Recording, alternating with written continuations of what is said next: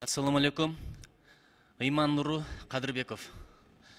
Өзүңүздөр көрүп атасыздар, бул күндөрү адаттан тышкары суук болуп атат. Кыргыз мында ит өлгөн суук деп коет. Мына жылуу үйлөрдө деле ысытыш абдан кыйын болуп атат. 80%га чейин ысса деле Бишкектеги үйлөр жылыбай атат. Ушундай шартты өзүңүздөр көрдүңүздөр, Майлуу суу шаары жылуу суусуз калды, анан жылуулуксуз калып калды да. Эми азыр бир аз жөндөөлүп келе жатат окшойт. Мен биринчиден ошо тегерегиндеги айыл өкмөттөгүлөргө чоң рахмат айтам. Нокен районундагы, Аксы районундагы бая кыйын мезгилде жөн калтырбай суулардын бир алып келип жардам берди. Элибиздин ушу биримдигине чоң рахмат. Ошого себепкер болгондорго бир аз урматтуу төрага сиздин атыңыздан ардак грамота беребизби? Ушундайда иш кылгандарга жардам бериш керек, колдоо көрсөтүш керек.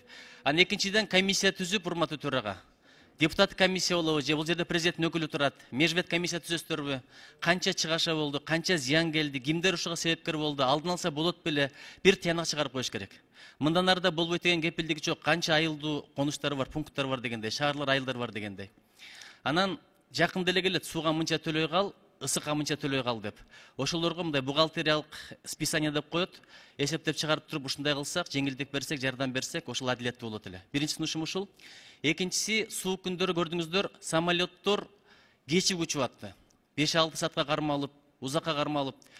Өзгөчө мына эл аралык маршрут менен кетип аткандар аларды чыгарбайт экен. Duty free'де билесиздер, бир пирожки 200 сомго чейин чыкты деп атат.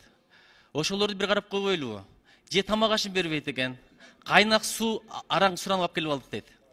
Анан бала бакыра турат, кемпир келеш турат, кары картаңдар турат. Ошолор күтүп аткан жерлерде абдан суук болуп атыптыр да. Аэропорттун жетекчилигине тапшырма берип коюңуздар, ушул жылуулугун карасын. Анан жок дегенде тамак ашын уюштуруп бериш керек да ошондой учурларда. Бул эми объективдүү форс-мажор деп коет. Ушул эки сунушты айткым келип атат. Чоң рахмат.